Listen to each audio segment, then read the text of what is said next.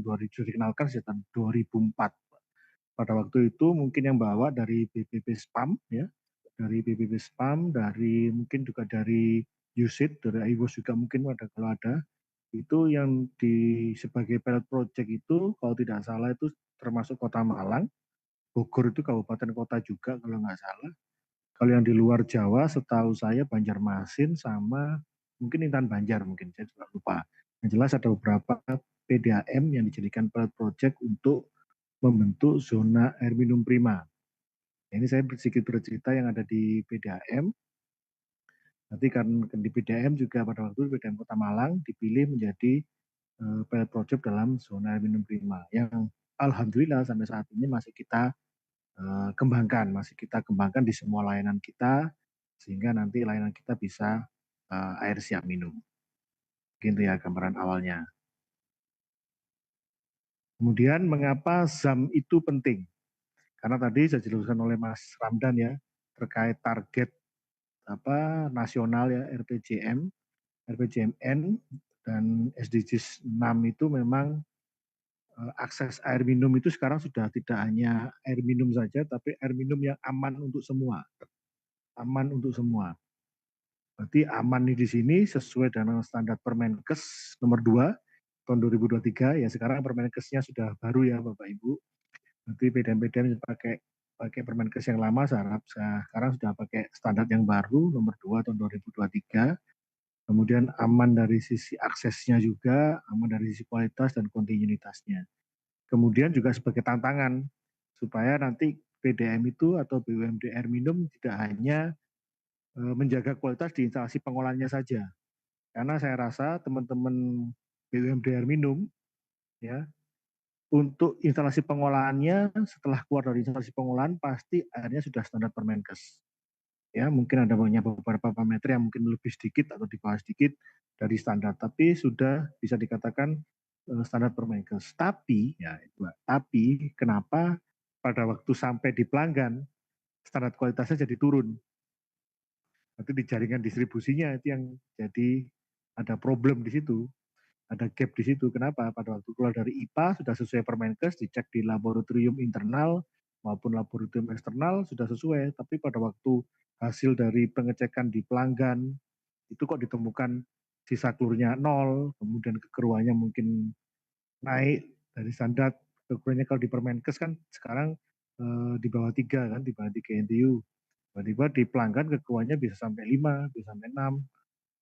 Itu padahal pada waktu keluar dari instalasi pengolahan sudah di bawah 3. Nah, itu kan berarti ada gap yang ada masalah di jaringan distribusinya. Itu yang kenapa tantangan itu menjadi tantangan dari PDAM di secara nasional supaya nanti kita fokus di titik pelanggan juga karena hubungannya sama kesehatan.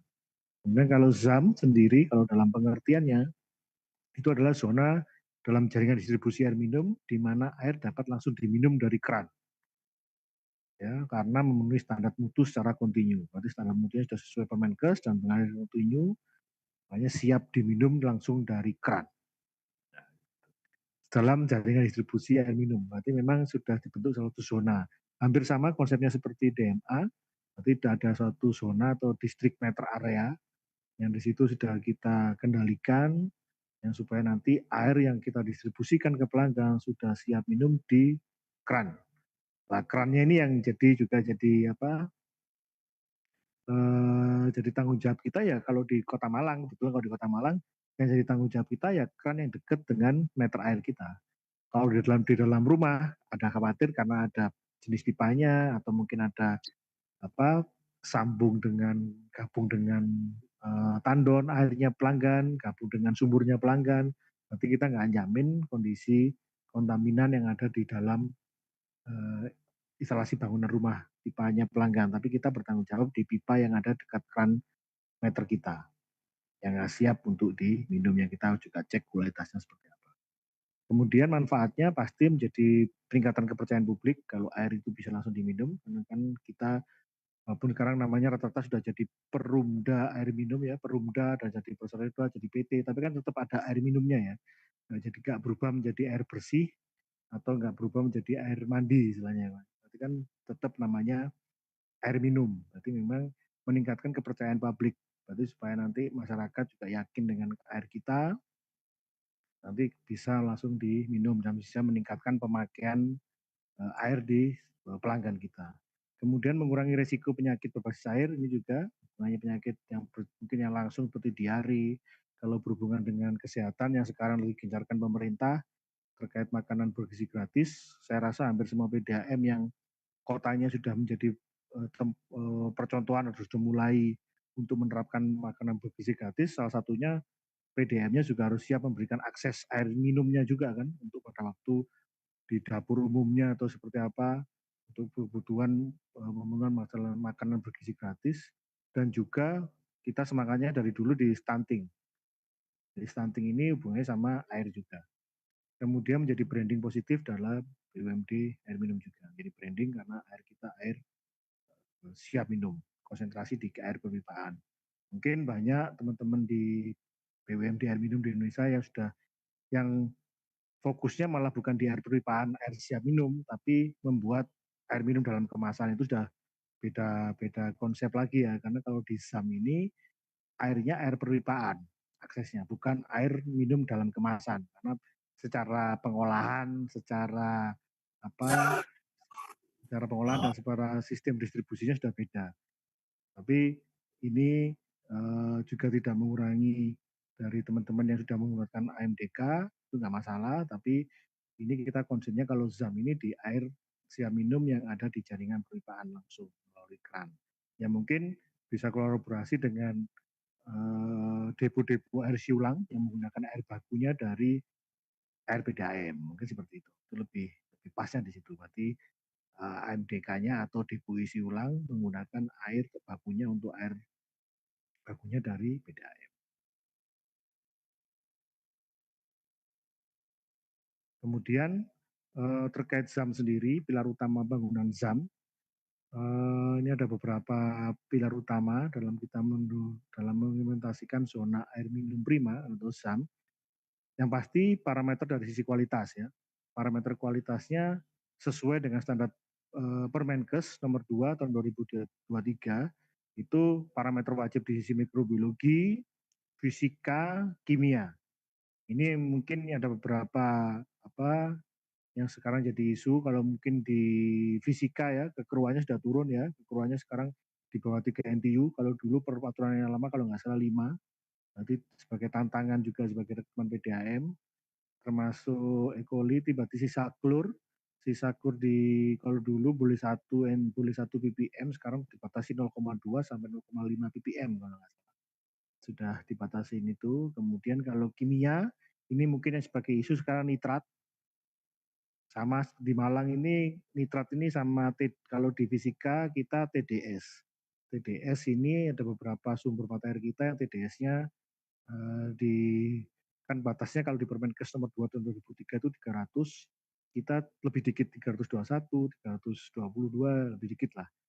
Semua juga nitrat. Nitrat itu kalau di peraturan Permenkes yang baru itu 20. Tapi di peraturan yang lama itu 50 nitratnya. Mungkin nanti Bapak-bapak sama Ibu bisa cek itu apakah kualitas di tempat Bapak masih memenuhi standar yang baru di nomor 2 tahun 2023, utama nitrat ya. Mungkin banyak yang belum ngeh ke situ. Kalau yang peraturan lama itu 50 nitrat nilainya. Di WHO pun masih 50, saya juga kurang tahu kenapa Permenkes sangat membuat sampai rendah sampai 20. Kalau di Malang itu kita air baku kita yang dari mata air ya, yang karena sudah mungkin di catchment area sudah banyak pestisida ya, tanaman pertanian, mungkin juga pengaruh juga ke nitrat, kandungan nitrat di air itu sekarang hanya sedikit-sedikit 25, 28, 30 gitu nitratnya. Kalau masih pakai peraturan yang lama masih memenuhi 50 kan. Kalau pakai peraturan yang baru, Permenkes yang baru 20 batasnya. Berarti kalau kita masih sudah nggak memenuhi syarat untuk nitrat, kita juga sekarang lagi mikir cara pengolahannya seperti apa khusus untuk nitrat saja. Kemudian kedua, residual klorin atau sisa klor di pelanggan di ujung jaringan itu lebih besar sama dengan 0,2 mg per liter atau 0,2 ppm. Dengan kenapa seperti itu? Karena kalau di bawah 0,2 masih ada indikasi bakteri itu masih hidup di air. Berarti kalau 0,2 dipastikan bakteri itu mati.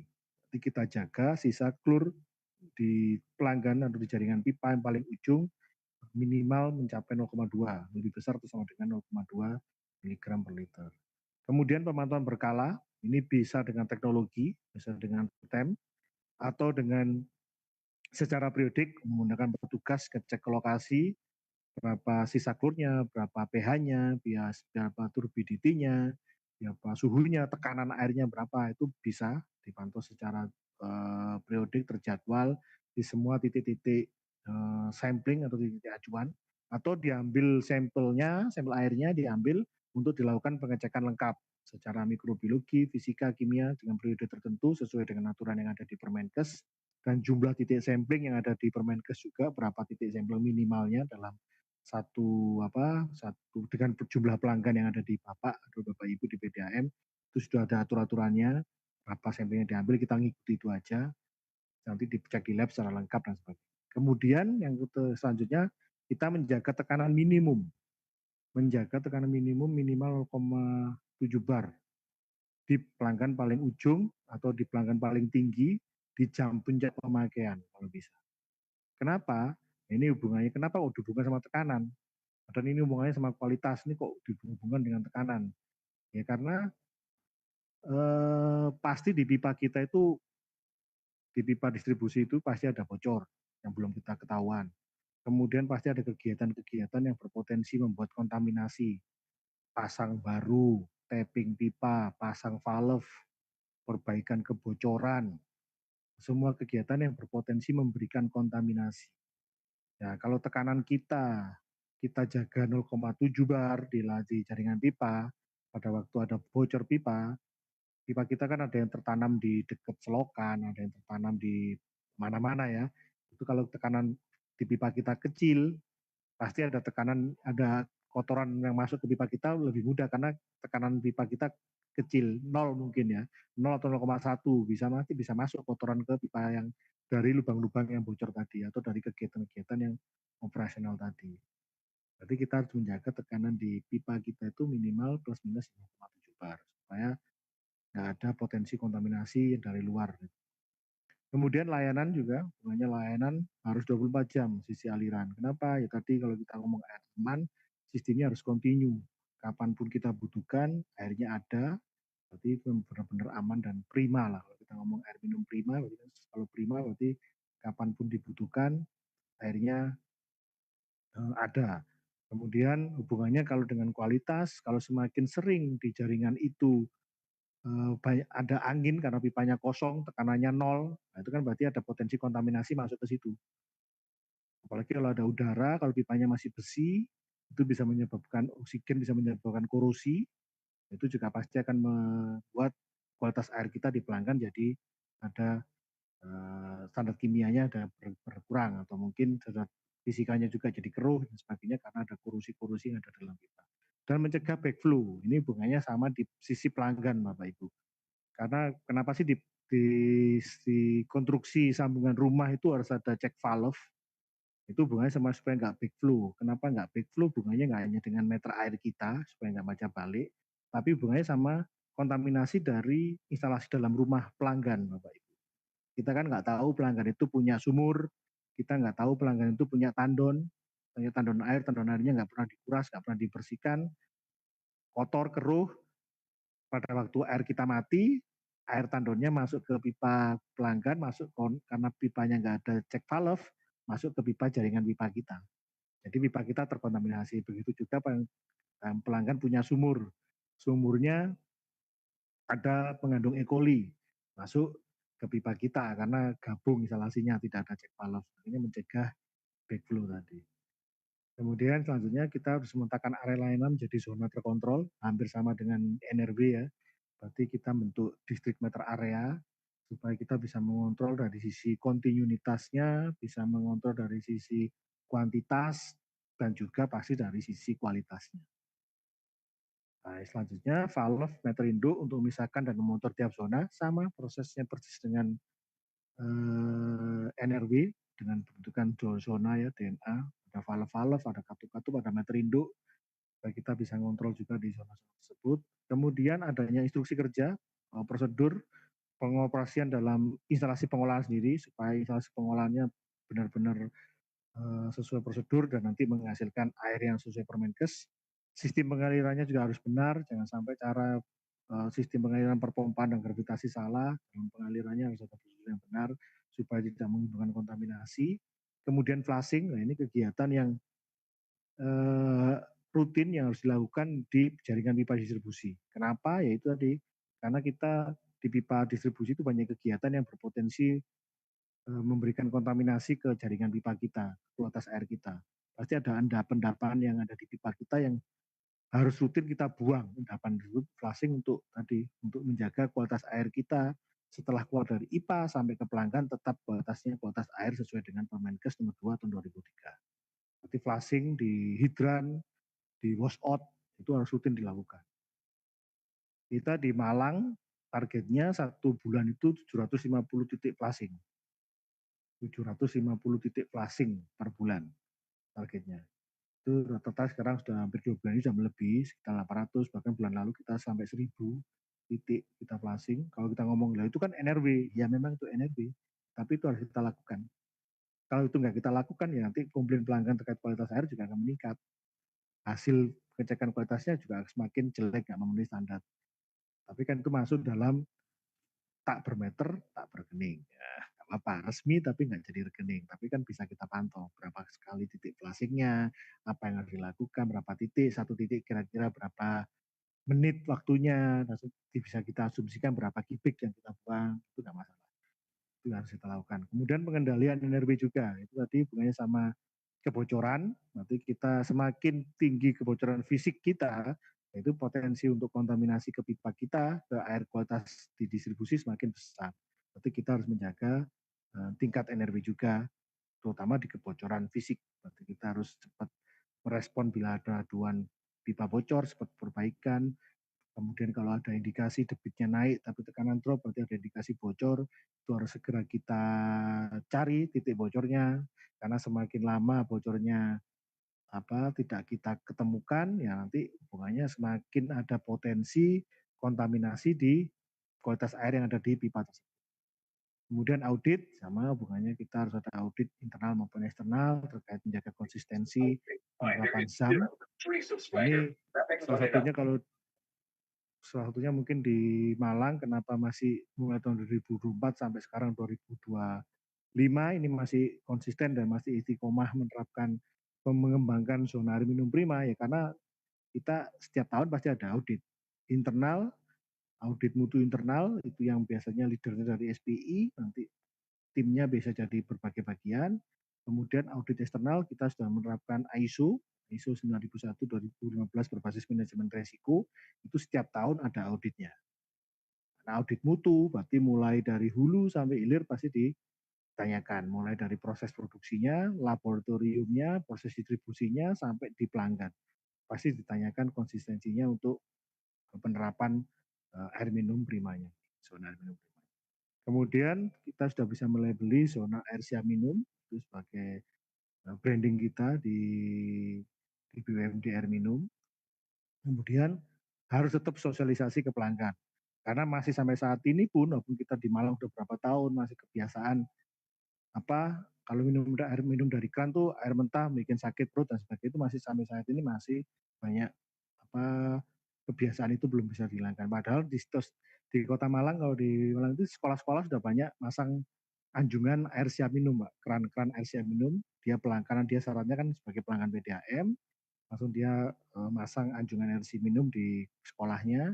Murid-muridnya tinggal bawa tumbler, bawa botol minuman saja, di kantinnya nggak jual AMDK, sudah di kantin-kantinnya sudah tinggal bawa tumbler, nanti buka keran di anjungan air siap minum itu. Tapi nanti dari rumah sama ibunya sama bapaknya suruh tetap dimasak airnya. Jadi kan di sekolah kita sudah sosialisasi seperti itu, tapi nanti dari rumah sama orang tuanya tetap disuruh minum air galon namanya. Kan memang itu tantangan kita dalam sosialisasi ke pelanggan untuk sebagainya. Nanti bisa dicek di websitenya kita, Tugu Tirta Kota Malang, sebaran anjungan air minum di Kota Malang, sekolah, kantor-kantor kelurahan, kecamatan, puskesmas, kemudian kantor-kantor dinas itu juga ada beberapa yang ada air siap minumnya. alun-alun kota, pendestrian jalan-jalan umum, tempat-tempat sudah memancang air siap minum, anjungan air siap minum sebagai bentuk sosialisasi kita ke pelanggan bahwa di keran depan rumah itu sudah bisa untuk diminum langsung. Sekitar hampir 170 titik anjungan air siap minum. Jadi kalau di Malang kalau memasang anjungan siap minum sarannya harus pelanggan PDAM, pemakaian minimalnya minimal 10 meter kubik per bulan. Nah, itu aja dah. Sudah pasti langsung kita nanti kita pasang. Tidak perlu kalau pasang nggak perlu ada peresmian apapun. Biasanya kan nggak perlu kalau dipasang di alun ada peresmian terus udah langsung kita pasang bisa dimanfaatkan seperti apa. Itu karena sudah biasa kita untuk sosialisasi terkait anjungan air siap minum di layanan publik yang ada di Kota Malang. Kemudian selanjutnya terkait tantangannya, sama tadi tantangannya terkait kebocoran, fluktuasi tekanan itu menuju kontaminan, kemudian yang kedua operasional ya, keterbatasan alat uji, SDM-nya mungkin laboratoriumnya tidak punya, sosial tadi yang saya sebutkan masih banyak pelanggan yang milih merebus karena lebih yakin kita sudah siap tapi pelanggannya ternyata masih belum siap, itu yang masih jadi tantangan kita.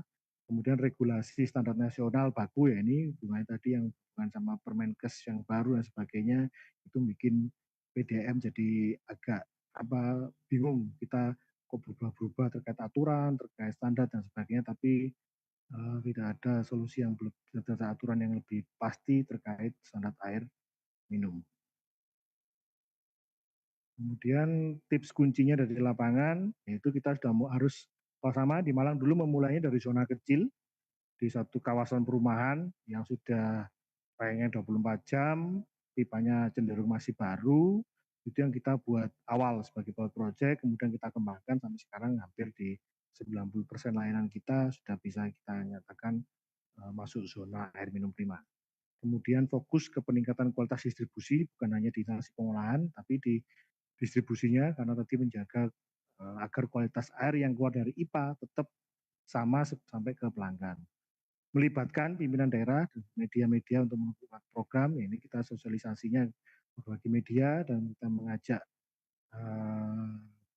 daerah sebagai kantor-kantor seperti tadi puskesmas, dinas-dinas itu sebagai masang untuk sosialisasi, masang untuk air siap minumnya.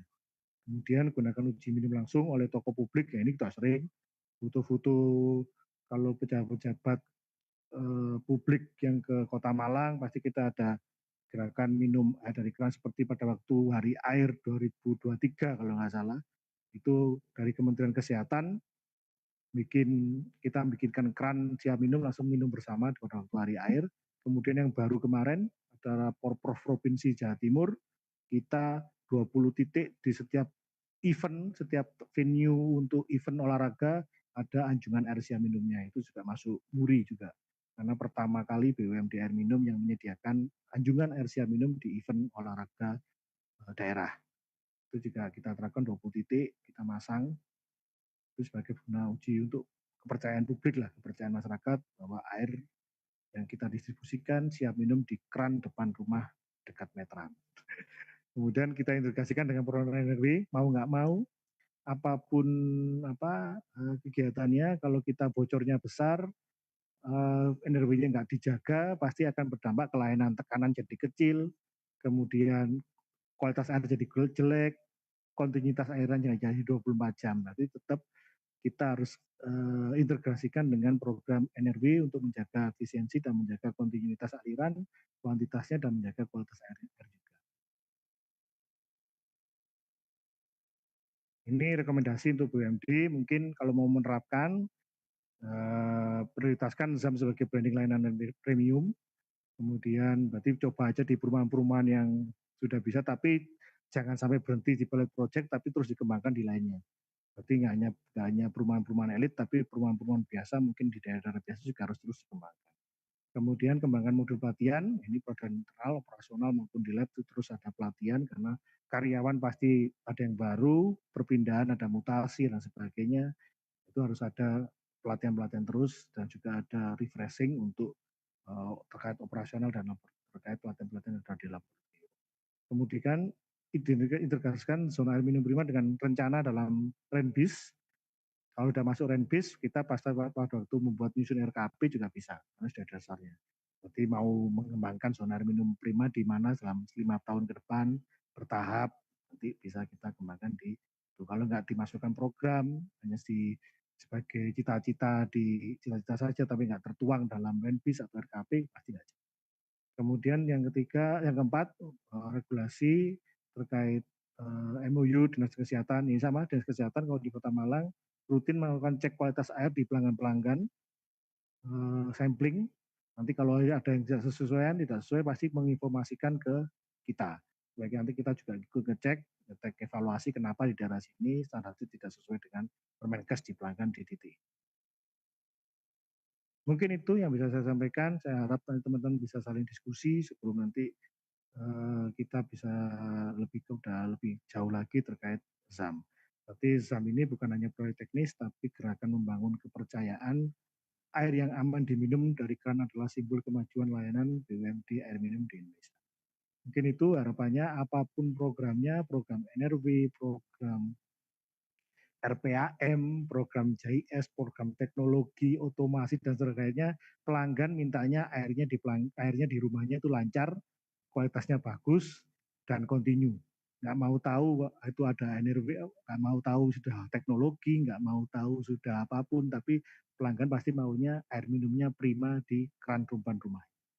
Mungkin itu yang bisa saya sampaikan. Terlebihnya mohon maaf, saya sampaikan kembalikan ke Mas Ramdan. Nanti mungkin Pak Roy, Pak Roy ini bisa di hari Krono bisa melanjutkan dari sisi teknologinya. Mungkin itu, kalau lebihnya mohon maaf. Assalamualaikum warahmatullahi wabarakatuh. Waalaikumsalam warahmatullahi wabarakatuh. Terima kasih Pak Gigi atas paparannya. Mungkin sebelum diskusi kita lanjut dulu saja ya materi berikutnya dari Pak Rio. Nanti sesi diskusi akan kita buka setelah paparan dari Pak Rio ya. Silakan Pak Rio, kami persilakan. Baik, terima kasih Pak Gigi, Pak Ramdan. Izin saya share screen ya, Pak.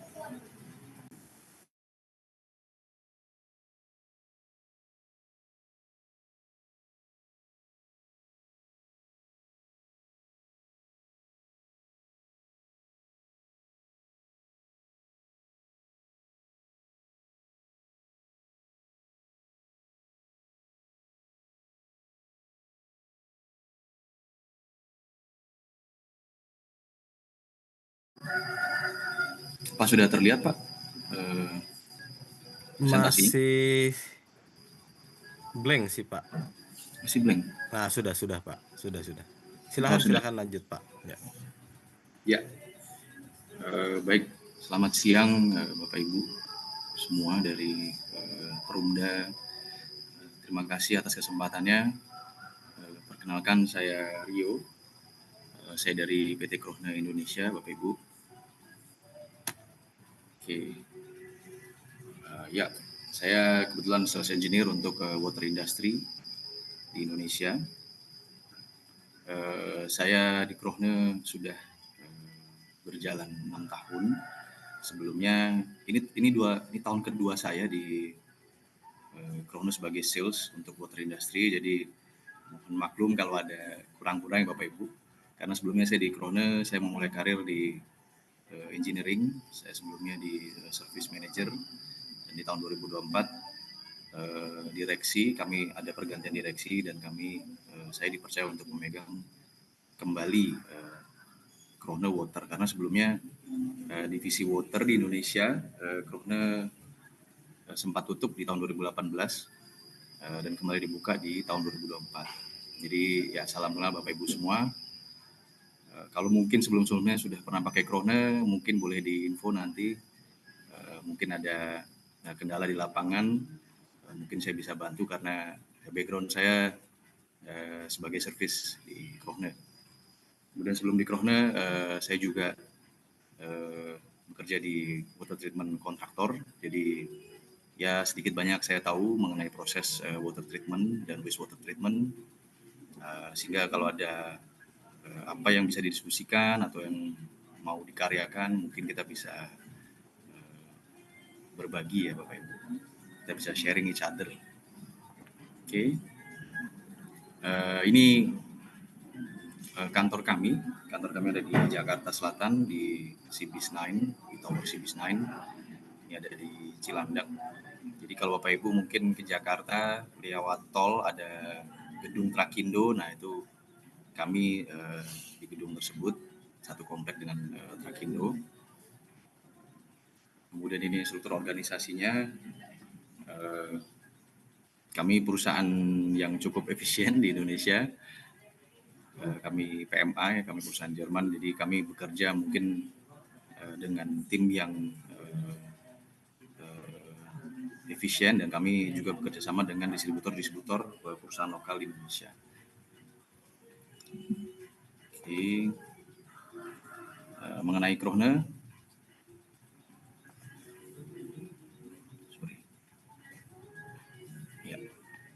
ya Krohne didirikan tahun 1921 di Jerman. Kami tahun 1919 kami menemukan flowmeter pertama dengan teknologi rotameter. Jadi Bapak Ibu mungkin pernah tahu ada flowmeter yang dengan bandul seperti itu, dengan pelampung. Nah, itu kami pertama kali membuatnya dan kita patenkan di tahun 1921. Dan sampai sekarang kami masih menjualnya. Di samping kami menjual juga electromagnetic flowmeter dan analytics untuk water quality dan lain-lainnya. Kemudian perusahaan ini masih 100% milik keluarga Krohne. Per tahun 2023 pendapatan kami mencapai 752 juta euro dengan employee, dengan karyawan lebih dari 4.000 di seluruh dunia, lebih dari 350 R&D. Jadi Krohne ini terkenal dengan penemuan-penemuan barunya. Kami pioneer di teknologi untuk instrumentasi.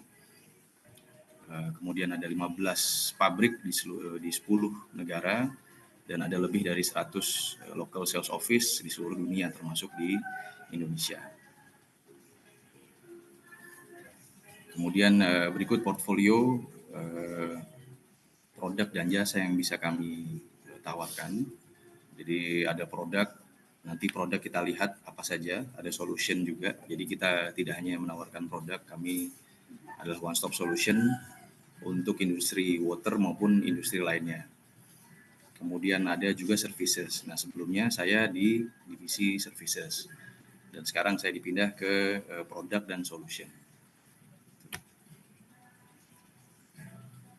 Kemudian berikut produk overview untuk flowmeter. Jadi ya, kita mulai dari Pak Rio, tampilannya nampaknya belum berubah, Pak. Nah, sebentar.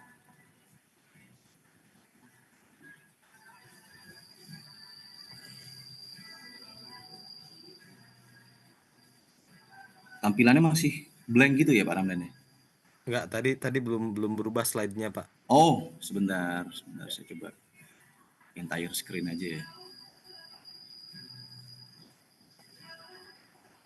Kayak gini mungkin lebih.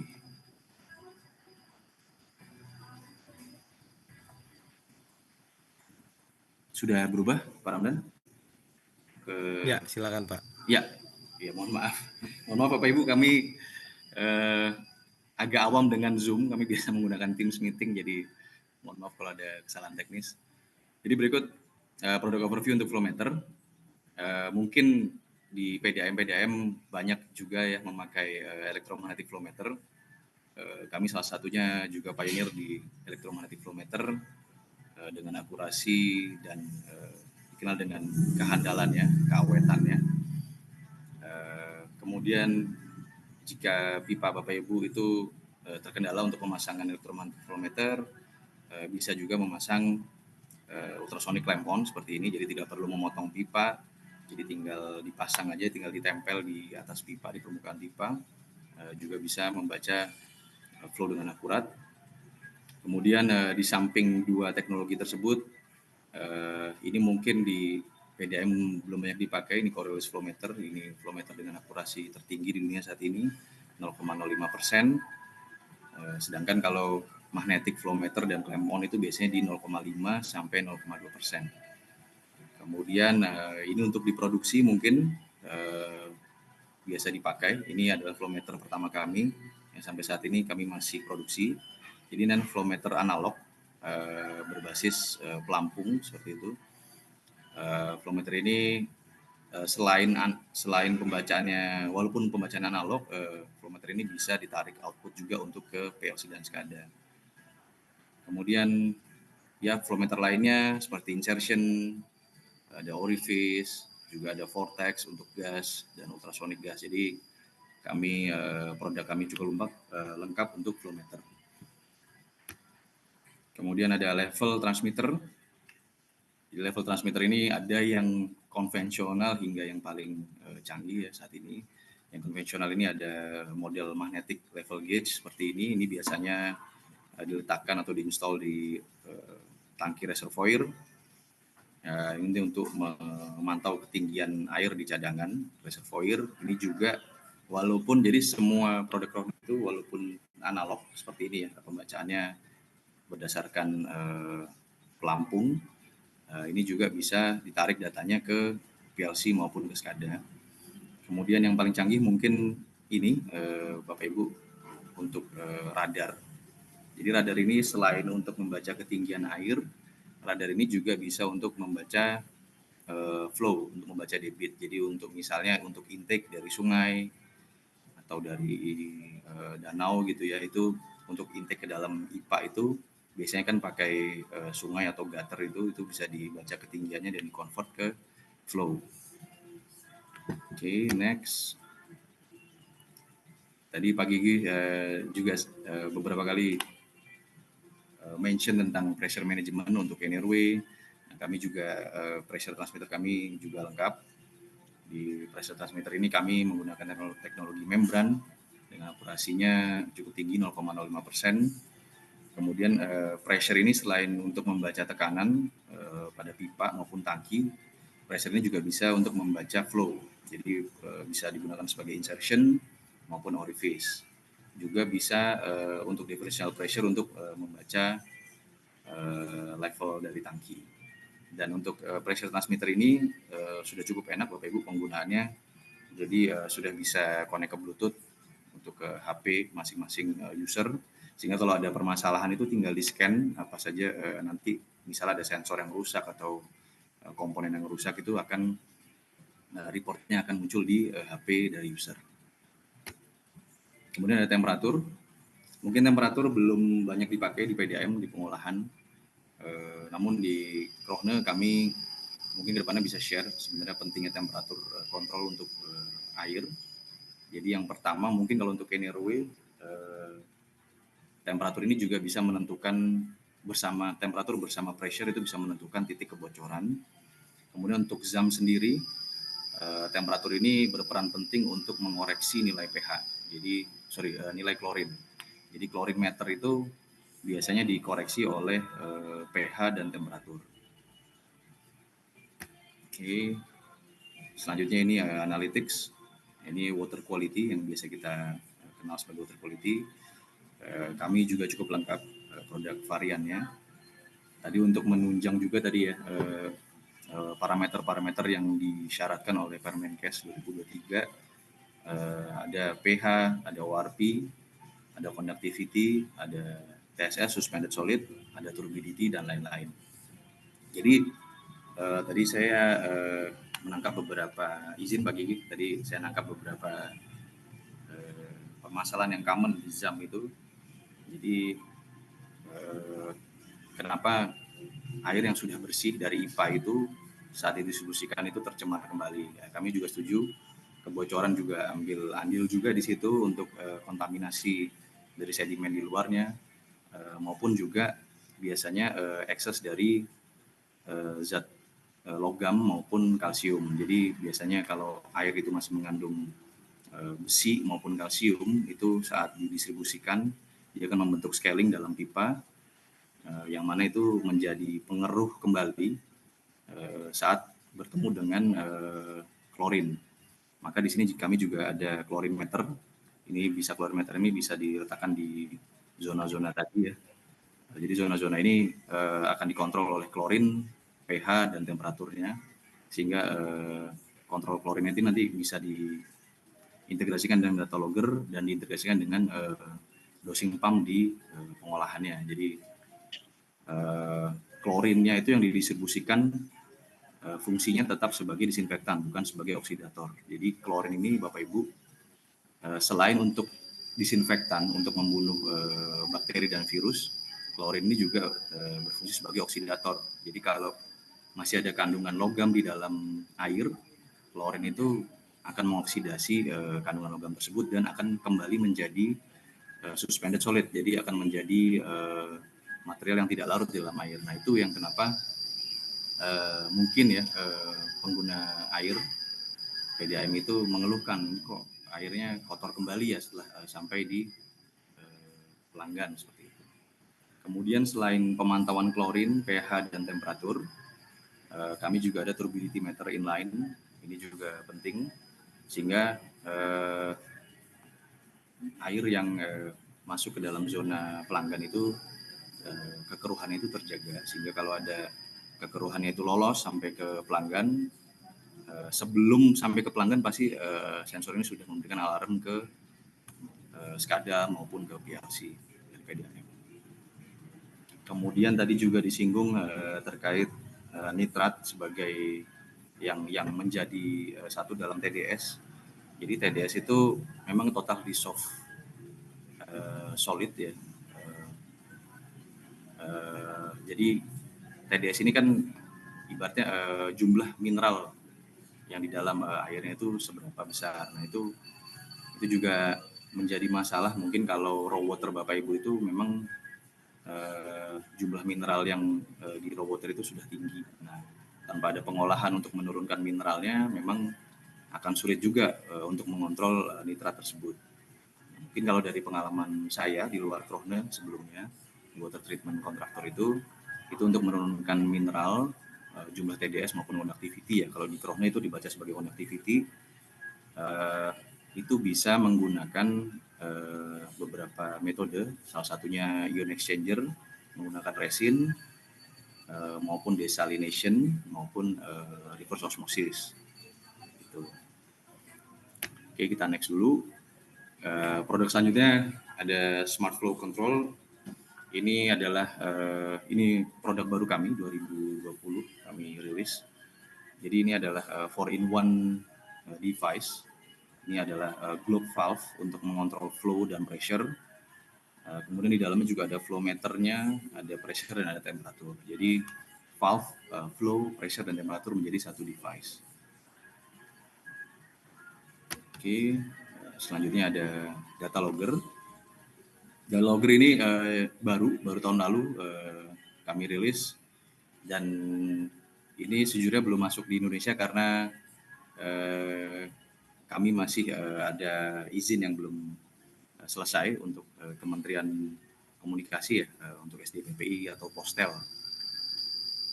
Tapi kalau data logger ya mungkin Bapak Ibu sudah lebih lebih familiar ya, di Indonesia juga banyak juga produsen-produsen lokal yang sudah bagus juga gitu. Kemudian ini mungkin ke depannya Bapak Ibu ada kebutuhan atau ada sekedar mau diskusi saja, silahkan itu bisa email ke saya. Nah biasanya email atau WhatsApp bisa. Itu biasanya nanti kami akan tanya aplikasinya untuk apa, misalnya untuk distribusi, untuk produksi atau untuk ZAM, atau mungkin untuk air limbah begitu ya. Itu karena di Krone itu setiap produk itu kita customize, kita itu special design. Jadi kami akan menyesuaikan dengan aplikasinya. Kemudian kami akan tanya mediumnya seperti apa. Ini apakah air baku, air bersih gitu, atau air limbah. Kemudian ya density, viscosity, temperatur. Ini nanti kalau untuk density dan viscosity bisa kami yang hitung. Temperatur dan pressure ini akan menentukan juga untuk spek dari sensor-sensor tersebut. Kemudian ada juga measuring range. Jadi measuring range ini juga berpengaruh terhadap akurasi ke depannya. Jadi misalnya butuhnya 100 liter per detik, tapi biasanya kan kalau user itu hanya minta, saya minta yang DN 200 gitu. Nah DN 200 itu ternyata secara kapasitas itu ternyata bisa lebih dari 100 liter per detik. Nah itu biasanya kita akan sarankan bagaimana kalau kita reduce sensornya sehingga lebih murah, lebih terjangkau. Kemudian tadi produk Bapak Ibu, izin kami lanjutkan ke solutions. Jadi selain produk kami juga ada solutions. Solution bisnis kami itu kami terkenal di metering system. Jadi di Indonesia ya untuk kilang-kilang oil and gas biasanya untuk Pertamina dan perusahaan minyak lainnya kami memantau transaksi antara kedua belah pihak. Misalnya dari perusahaan asing, dari pengeboran itu misal dari Eni, perusahaan Itali ke Pertamina, nah itu mereka akan melakukan transaksi jual beli crude oil atau gas. Nah itu kita menjadi penengahnya. Jadi penengahnya adalah apa yang dipakai adalah flow meter, pressure, temperatur, dan flow com. Ini mungkin di PDAM mungkin kedepannya bisa diterapkan untuk ke objek-objek khusus, misalnya ke transaksi ke pabrik atau ke hotel. Kemudian selain metering solution, kami juga punya monitoring solutions. Nah, monitoring solutions kami ini ada dua. Yang pertama ada untuk pipa. Jadi kami bisa membuatkan solution untuk mendeteksi kebocoran pipa. Jadi namanya Krone Pipe Patrol. Jadi untuk kebocoran pipa ini kami menggunakan prinsip kerja mass balance dan negative pressure. Nah, yang kami sebut IRTTM. Nah, jadi IRTTM ini kami bisa menentukan lokasi kebocoran di bawah 10 menit dengan garansi tidak lebih dari 2 false alarm dalam setahun. Jadi akurasinya sangat baik, akurasinya 1% dari panjang pipa, dan panjang pipa dan cabangnya itu juga tidak terbatas. Jadi ya mungkin kedepannya, ini belum pernah diterapkan di Indonesia, tapi kalau di water industry, kalau di Asia mungkin yang sudah itu selain water Arab Saudi dan juga di Oman. Jadi sistemnya ini sebenarnya SCADA, mini SCADA. Mini SCADA-nya akan memonitor flow, pressure, dan temperatur. Jadi kalau di PDM Bapak Ibu sudah ada instrumen-instrumen sudah closed loop dari transmisi ke JDU ke JDB, itu kita tidak perlu menggunakan instrumen Krone, kita bisa pakai instrumen existing. Kemudian data-datanya bisa kita tarik ke mini SCADA Pipe Patrol ini. Dan ini investasinya sekali saja SCADA-nya. Selanjutnya itu bisa misalnya mau nambah pipa gitu ya, mau nambah zona, itu bisa tinggal nambah jasa programmingnya saja. Kemudian selain Pipe Patrol untuk pipa, kebocoran pipa, kami ada juga monitoring untuk di perkapalan. Biasanya untuk memonitor pencurian atau transaksi ilegal di tengah laut. Seperti itu. Kemudian solution selanjutnya ada wireless communication. Tadi salah satunya data logger. Kemudian data logger kami ada tadi OptiBridge Krone dan Software. Jadi Software ini ya kami bekerja sama dengan Software. Namun di Indonesia ada juga ternyata Software Indonesia. Jadi kami tidak terlalu fokus menjual data logger Software ini. Kami lebih fokus ke data logger milik kami sendiri, dan ada juga data logger kita sebutnya DAU, Data Acquisition Unit. Ini data logger yang customized. Jadi biasanya penggunaannya itu untuk terkait tadi leak detection system untuk mendeteksi kebocoran pipa. Kami itu butuh transmit datanya itu per detik. Kalau data logger standar kan yang biasanya di pasaran itu biasanya dia akan transmit per berapa menit atau per berapa jam atau bahkan per hari transmit datanya. Nah ini data logger yang bisa mentransmit untuk real time ya, per detik. Kemudian itu dari solution, dan ini peta pabrik dan kantor-kantor kami di Eropa. Yang oranye ini pabrik kami, yang biru ini kantor-kantor sales office kami. Kemudian ini di seluruh dunia. Ya di Indonesia kami masuk sekitar 2013. Namun di pasar water kami sudah masuk cukup lama sebetulnya Bapak Ibu. Jadi kalau Bapak Ibu pernah lihat di lapangan ada flow meter atau sensor apapun, biasanya flow meter ya, magnetic flow meter, mereknya Itron atau Schneider. Nah itu adalah OEM dari Krone, jadi mereka rebrand dari Krone. Kemudian tahun 2012 kami dibantu perusahaan lokal. Kami dulu punya agent yang sekarang sudah tidak bersama kami. Kemudian tahun 2024 kami kembali membuka divisi water. Ya, ini pabrik-pabrik fasilitas kami di seluruh dunia. Jadi headquarternya ada di Jerman, di Duisburg. Ini masih memproduksi juga flow meter yang jadul tadi, yang tipe mechanical, dan juga level transmitter juga diproduksi di Duisburg. Kemudian di Minden ini untuk produksi pressure transmitter. Kemudian di Dordrecht di Belanda ini untuk produksi electromagnetic flow meter, untuk ultrasonic flow meter, juga untuk valve tadi. Kemudian ini Breda ini khusus untuk Krone Solution Business. Jadi tadi seperti pipe patrol untuk kebocoran, terus untuk kantor oil and gas itu ada di Breda. Kemudian di Wellingborough di UK ini untuk kantor Coriolis flow meter. Jadi Coriolis flow meter tadi yang flow meter kami yang akurasinya paling tinggi 0,05%. Kemudian di Romans di France ini pabrik nuklir kami. Jadi semenjak perang Rusia, tadinya ini pabrik Prancis ini adalah pabrik level transmitter, kemudian levelnya kami pindah ke Jerman, dan pabrik Prancis ini menjadi pusat studi nuklir kami. Kemudian di Swedia ini untuk pabrik temperatur. Kemudian di Norway ini untuk pabrik marine tadi, untuk solution yang untuk monitoring kapal. Kemudian ini Dordrecht ini sama dengan ini. Ini fokus on. Jadi fokus on itu sebenarnya produk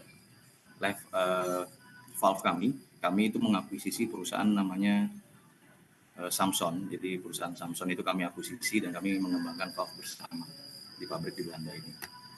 Kemudian di luar itu kami juga punya pabrik baru ini di Italia. Ini sedang dalam pembangunan, nantinya juga akan memproduksi flow meter di sini. Kemudian di USA ini khusus sensor-sensor dengan special design, biasanya dengan temperatur yang ekstrim atau pressure yang ekstrim itu diproduksi di US. Kemudian di Brazil ini untuk pusat kalibrasi di Amerika Selatan. Kemudian di Cina. Nah di Cina ini sudah masuk Asia, jadi biasanya untuk pasar water, biasanya teman-teman PDAM ini butuhnya cepat barangnya, itu kita produksi di Cina. Jadi di Cina ini mereka memproduksi hampir semua sensor yang diproduksi di Eropa tadi. Ada 3 pabrik di Cina, kemudian di Pune di India, ini khusus untuk industri power plant. Kemudian di Malaysia ini hanya fabrikasi saja, untuk assembly saja. Dan ini kebetulan juga Malaysia ini adalah kantor pusat dari Krone Asia Pasifik. Itu sekilas perkenalan dari Krone. Mungkin kalau untuk contoh-contoh aplikasi di ZAM seperti itu ya. Tadi saya cari belum ada contoh di Indonesia. Sebenarnya kalau di Indonesia sensor-sensor water quality kami juga sudah tersebar. Yang pernah saya lihat itu di PDM Banyumas, di PDM lainnya mungkin ya. Karena saya juga baru join juga di Krone Water. Nah ini salah satu contohnya di Jerman. Jadi seperti ini biasanya di titik-titik distribusi atau di booster pump di suatu area, district metering area itu kita pasang sensor klorin. Nah ini sensor klorinnya ini satu display saja, satu transmitter itu bisa per 3 parameter. Jadi ada klorin, ada pH dan ada temperatur. Jadi kenapa ada pH dan temperatur tadi yang saya sudah jelaskan sebelumnya? Karena pH dan temperatur ini juga mengoreksi dari nilai aktif klorin dan free klorinnya. Jadi sensor klorin ini dia bisa membaca aktif klorin, free klorin, dan ozon. Seperti itu. Kemudian ya contoh lainnya seperti ini juga, ini klorin monitoring. Karena klorin ini tadi yang seperti disampaikan pagi sebelumnya, kalau di WHO mungkin dibatasi 0,2 ppm ya. Sehingga kalau lebih dari 0,2 ppm itu bisa membahayakan kesehatan, juga bisa juga mengoksidasi besi yang masih terkandung di dalam air tersebut. Jadi sensor ini akan membantu, dia akan dikonekkan juga dengan data logger, sehingga kalau excess ada kelebihan zat klorinnya, dia akan kontak ke PLC maupun ke SCADA, sehingga dosing sistemnya akan mengatur ulang. Seperti itu. Kemudian ini contoh monitoring turbidity kami. yang untuk distribusi. Jadi memang baiknya ya untuk ZAM ini selain klorin, pH dan temperatur tadi, ini juga diamati turbidity-nya. Kemudian tadi ada poin tambahan juga kalau misalnya mau memantau nitrat itu bisa juga dipasang sensor conductivity, jadi sehingga tahu nih berapa ya kandungan mineral yang didistribusikan ke pelanggan. Kemudian ya ini di pengolahan di WTP-nya di Jerman. Mungkin nanti kami juga bisa share. Ini kami punya slide yang bisa mungkin membantu Bapak Ibu. Jadi ini industry visualization namanya. Jadi ini slide yang bisa menunjukkan lah. Jadi di setiap proses itu, jadi di water treatment atau di water supply atau di ini abstraction ini maksudnya intake maupun prasedimentasi ya. Jadi di proses-proses ini itu sampai ke distribusi itu kira-kira sensor apa saja sih yang dibutuhkan seperti itu. Jadi ini contohnya.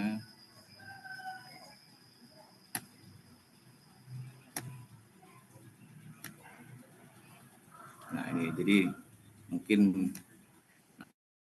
nanti jadi kalau di pre-treatment itu ada sensor apa aja yang dibutuhkan. Ini mungkin bisa membantu juga untuk perencanaan, tim perencanaan kira-kira ya untuk membuat pengolahan air yang ideal itu seperti apa. Seperti itu. Nah ini lengkap Bapak Ibu dari pre-treatment, dari aeration, kemudian ada dari dosis. Jadi ini untuk dalam rangka aeration dan dosis ini untuk sedimentasi dan untuk oksidasi besinya. Kemudian ya ini population, sedimentation biasanya di lamela atau di klerator. Kemudian ada filtration, mungkin di sand filter maupun di carbon filternya.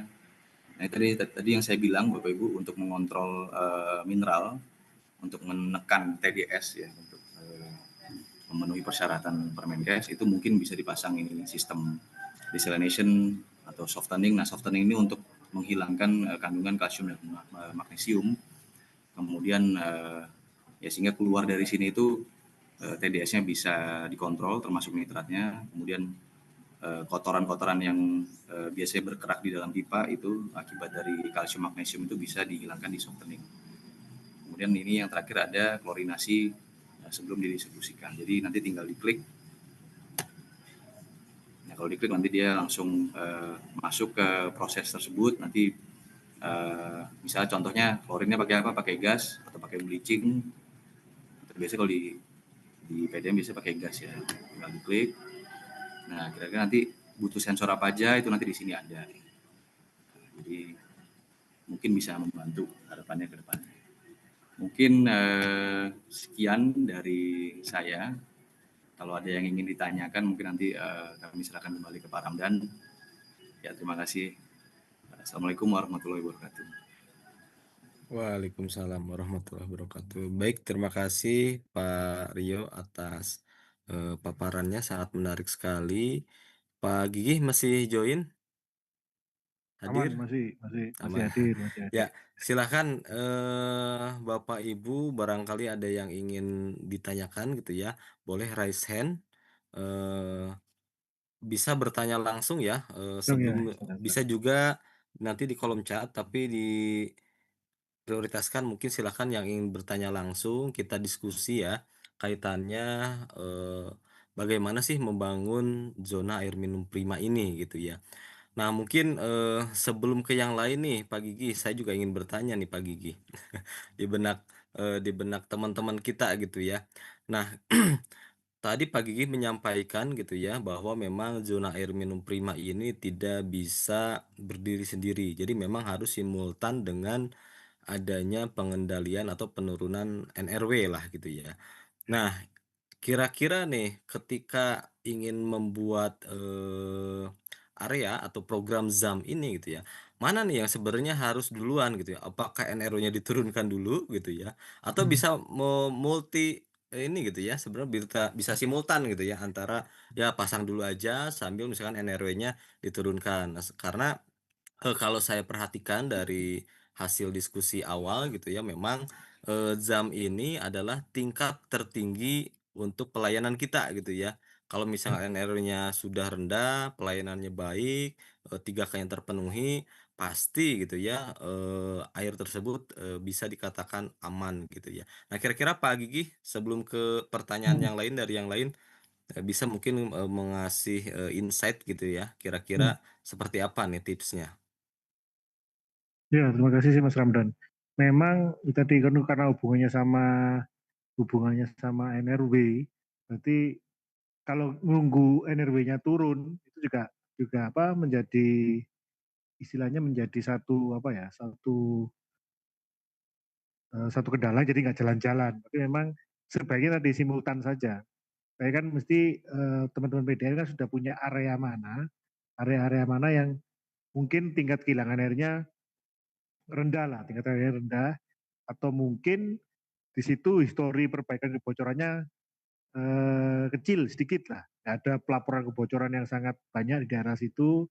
Kemudian pipa-pipanya sudah relatif pipa-pipa yang baru, mungkin HDPI dan sebagainya. Itu bisa menjadi tempat untuk pilot project. Tapi ya harus tetap dijaga, makanya harus jaga kehilangan airnya, menjaga kehilangan airnya, kemudian tadi menjamin kuantitasnya sama kontinuitasnya, supaya nanti kualitas air yang di situ bisa dikatakan airnya sudah air aman, berarti masuk zona air minum prima. Berarti memang paling enak ya simultan Mas Ramdan. Karena dulu pun direkomendasikan satu layanan untuk dibuat SAM itu pasti ditanyakan NRW-nya berapa di zona tersebut. Langsung kemudian ditanyakan tekanan minimalnya rata-rata di situ berapa.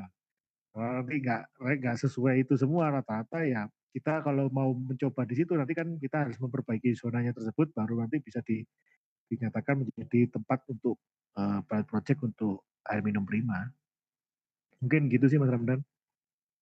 Ya, terima kasih Pak Gigi, ini mungkin jadi pertanyaan banyak PDAM sebenarnya gitu Iya, ya. iya, iya, Heeh. iya. Saya persilahkan dulu, barangkali ada teman-teman yang ingin bertanya langsung kepada Pak Gigi dan Pak Rio kaitannya solution misalkan, silahkan, ada yang ingin ditanyakan?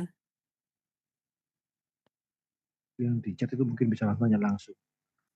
Dwi Apri Ini itu di mungkin. chat ada Mas Dwi Aprianto kalau nggak salah, dari Tirta Ya, Ayu Kabupaten Tegal. Ini pertanyaannya, mungkin untuk bisa langsung menjaga Mas. kualitas gitu ya, teknologi apa Hmm, aja yang perlu diterapkan untuk menjaga kualitas gitu ya. Mungkin nanti juga bisa menjawab Pak Rio. Kemudian untuk monitoring kualitas air tersebut, alangkah baiknya dilakukan berapa kali sehari. Nah, ini mungkin hmm, tadi pagi sudah jelaskan, hmm, silakan mungkin hmm. diulas kembali Pak Gigi Ya, untuk ini mungkin jawabannya. ya siap. Nanti mungkin Mas Dwi Apri ini kalau ini cowok apa cewek ya? Mas atau Mbak ini Dwi Apri nanti silakan nanti langsung tanya langsung nggak apa-apa. Berarti kalau untuk monitoring kualitas, kalau kita omongnya air minum, ya berarti kalau monitoring secara periodik yang pengambilan sampling dan sebagainya, kita ngikuti yang dari Permenkes, itu kan ada tata aturannya air baku berapa bulan sekali, kemudian di reservoir, kemudian di pelanggan ada aturannya, kita ngikuti itu. Tapi kalau yang monitoring hariannya itu kalau kalau sebaiknya ya saat ada kegiatan-kegiatan yang eh, rutin dalam operasional di kualitas, misalnya flashing. Pada waktu kita flashing di washout, pada waktu kita flashing di hidran, sekalian saja dicek kualitasnya. Minimal tadi parameternya tadi yang disebutkan Mas Rio tadi sebagai gampangannya dipantau sisa kurnya, dicek untuk apa kekeruannya, dicek sama pH-nya. Minimal 3 itu dulu yang diukur atau kalau bisa ngecek tekanan ditambahi cek tekanannya di situ berapa. Itu yang dilakukan monitoring rutin pada waktu kita buka washout, pada waktu kita buka hidran, kegiatan-kegiatan yang itu dicek juga kualitasnya. Itu yang dirutin seharian. Kalau teknologinya nanti ditambahkan sama Mas Rio, mungkin teknologinya tadi yang dijelaskan Mas Rio tadi, sensor-sensor tadi kalau rekan-rekan sudah mulai ingin ke online ya sensor-sensor tadi untuk hubungan kualitas, untuk kualitas bisa Pemberitahuan langsung di penetapan ya, bisa penetapan lokasi KBSM sensor. Merah tahun panjangnya. Lokasi tidak secara penetapan KBSN tahun 2005. Oh, Oke, saya ulang lagi ya. Ya, Kalau untuk silakan Pak Gigi. teknologinya, ya Kalau untuk teknologi mungkin tadi tergantung kebutuhannya. Untuk kualitas yang ingin dimonitoring secara online apa? Tadi kan sudah dijelaskan sama Mas Rio. Tadi malah dikasih contoh yang mulai dari instalasi pengolahan lengkap sampai ke pelanggan. Sensor-sensor apa yang mau dibutuhkan itu nanti tinggal tergantung kebutuhannya dari rekan-rekan. Tapi yang minimal kalau ingin rutinnya, kalau bukan untuk memantau secara lengkap di laboratorium ya tadi turbidity, pH, suhu, ya temperatur tadi, sama mungkin sisa klor itu yang mungkin 4 itu yang mungkin sebagai syarat minimal lah untuk bisa kita pantau secara kalau lebih baik secara real time di reservoir atau di titik kritis di jaringan distribusinya. Mungkin itu nanti mungkin bisa ditambahkan sama Mas Rio.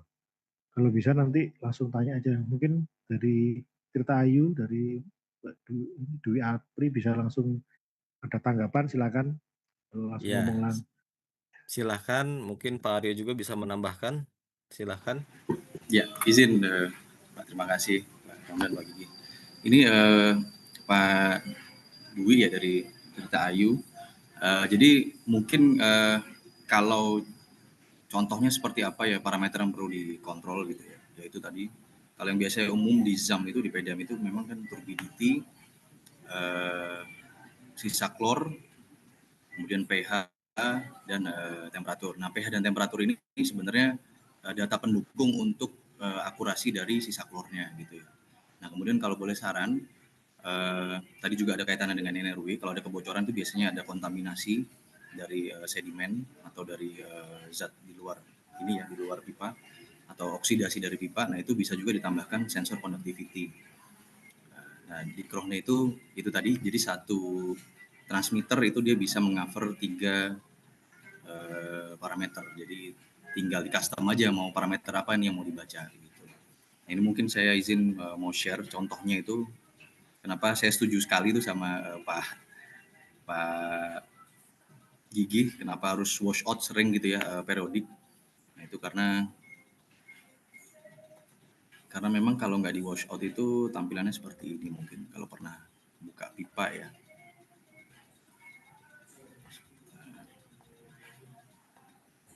Nah, biasanya dia ada endapan, ada scaling seperti ini. Nah, scaling ini biasanya kalau warnanya merah seperti ini biasanya eksesnya, kelebihannya itu adalah zat besi maupun mangan. Nah, ini berarti pengolahan di IPA-nya belum selesai nih untuk mengurai besi dan mangannya. Nah, ini kalau lolos ke pelanggan, ini biasanya di bak mandinya tuh warnanya coklat. Nanti setelah berapa saat itu dia akan mengendap di dasar bak mandi gitu ya. Dan kalau ini sih masih mending walaupun mengganggu ya. Tapi yang lebih parah lagi itu biasanya yang scaling kalsium. Jadi scaling kalsium itu dia keraknya itu warnanya putih dan itu agak membandel. Dia itu biasanya akan memperkecil diameter pipa.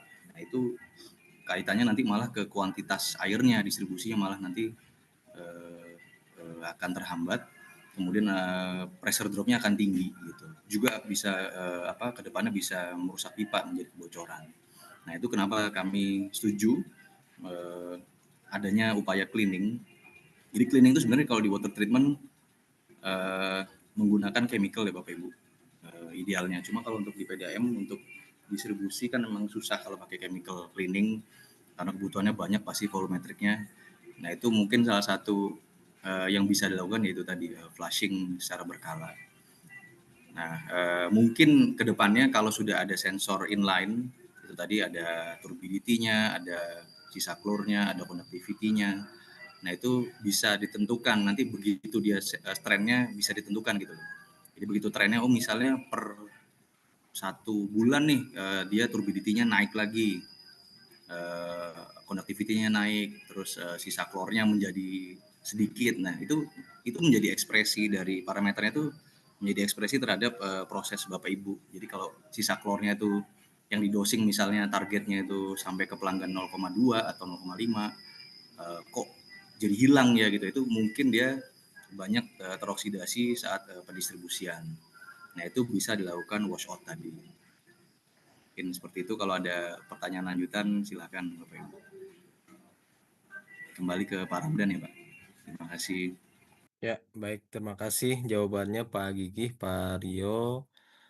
Izin melanjutkan kembali. Tadi ada Pak Abdurrahman yang raise hand.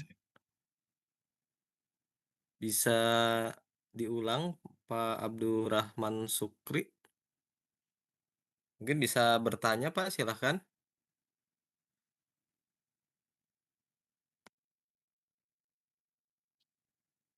Atau barangkali ada rekan-rekan lainnya yang ingin langsung bertanya kaitannya dengan ZAM ini gitu ya, harus seperti apa gitu ya memulainya dan eh, seperti apa gitu ya implementasi di lapangannya sebenarnya gitu ya. Ini ada Pak Endi Wiryana Putra, silahkan Pak. Halo, selamat siang Pak Ramdan, Pak Gigi, juga Pak Rio. Apakah suara saya terdengar jelas, Pak? Ada Pak, silahkan Pak, silahkan. Baik, terima kasih. Ya, terima kasih Pak atas paparannya cukup menarik sekali ya tentang zona air minum prima. Namun sebetulnya saya dari Perumdam Tangerang. Saya kebetulan lebih fokus di distribusi waktu itu. Jadi saya ingin tanya terkait di proses produksinya sih sebenarnya Pak, terkait air minum ini atau zona air minum prima ini. Jadi untuk membuat si air minum atau air baku ini bisa diminum, apakah ada chemical khusus atau bahan kimia khusus yang dipakai gitu, pada saat produksinya, atau bisa menggunakan bahan kimia yang biasa kita pakai sehari-hari saja untuk operasional gitu. Itu yang pertama mungkin ya.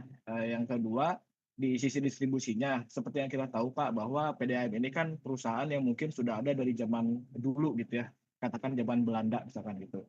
Yang mana pipa-pipa yang terpasang itu kan mungkin sudah lama sekali juga terpasang gitu, yang menyebabkan mungkin adanya sedimentasi atau mungkin adanya scaling tadi ya. Nah, untuk menangani hal tersebut, apakah solusinya adalah mengganti si pipa itu yang mana besar-besar sekali, atau memang ada metode lain Pak untuk mengatasi hal tersebut sehingga nantinya pada saat proses distribusi airnya sudah bersih juga gitu. Nah, yang ketiga mungkin Pak, mohon maaf ini agak panjang. Yang Ya. ketiga tentang kimianya Pak. Jadi seperti yang kita tahu proses disinfeksi itu kan di kita masih banyak pakai klor gitu ya, klorinasi. Nah, yang mana pada saat masuk ke proses distribusi akan ada namanya chemical byproduct gitu ya, atau sisa kimia yang mungkin tersisa sampai ke pelanggan. Nah, untuk menangani hal tersebut seperti apa ya Pak? Mungkin itu aja Pak dari saya. Terima kasih banyak.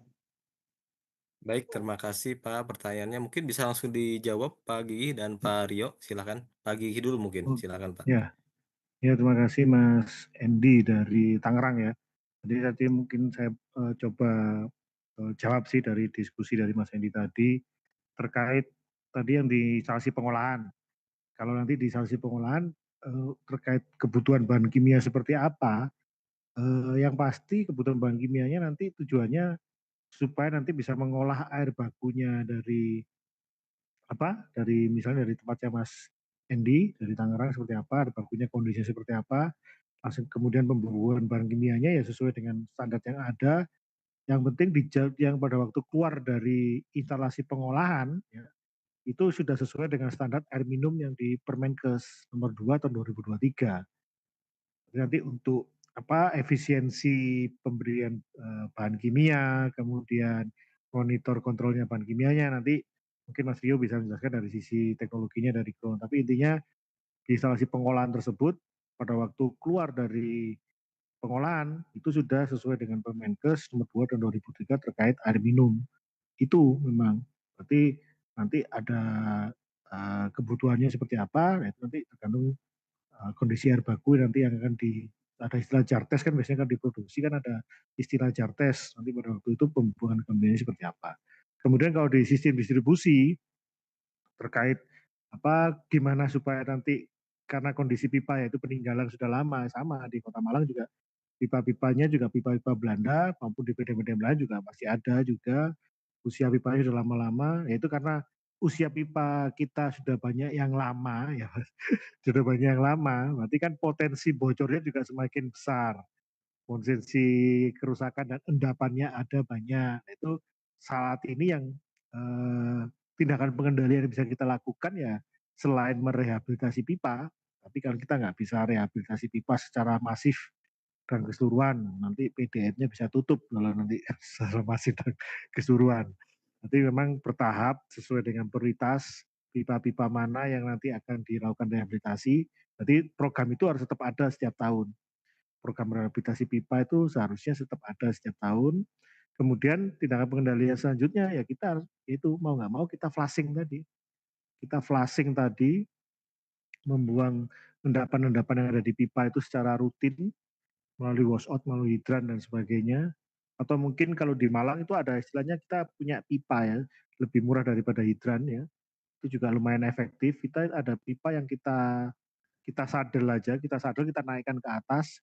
Itu dulu fungsinya sebagai tanda sih Mas, sebagai tanda posisi pipa. Dulunya sebagai tanda posisi pipa dan sebagai tanda itu ujungnya pipa kita. Tapi semakin lama, semakin berkembang, itu berkembang untuk mengecek tekanan, untuk dipasang air valve atau air release. Nah sekarang ditambah lagi untuk flushing tadi. Kita istilahnya brain cran namanya, BR. Kalau disingkat BR itu brain cran itu selain hidran, selain fasilitas hidran, selain fasilitas washout, kita ada fasilitas brain cran di pipa distribusi kita yang rutin kita buka untuk kita flushing itu. Kita buang endapan-endapannya itu seperti apa, itu yang kita lakukan sampai saat ini namanya. Itu karena jadi lebih efektif, lumayan efektif karena akhirnya di pelanggan kita minimal capaian sisa klurnya 0,2 ppm, kemudian dari hasil sampling, rata-rata dari sampling rutin kita selama 1 bulan, sampling rutin mulai pengecekan lengkap maupun pengecekan harian kualitas, itu rata-rata 90% memenuhi standar Permenkes. 10% itu kadang-kadang ya masih ada yang kandungan nitratnya itu, karena tadi kondisi air baku kita ada yang nitratnya melebihi standar Permenkes. Kemudian kalau kekeruan aman, karena kalau di Malang mayoritas kan air baku kita mayoritas mata air sama sumber dalam. Berarti kalau kekeruan masih aman, tapi kadang-kadang sisa klur.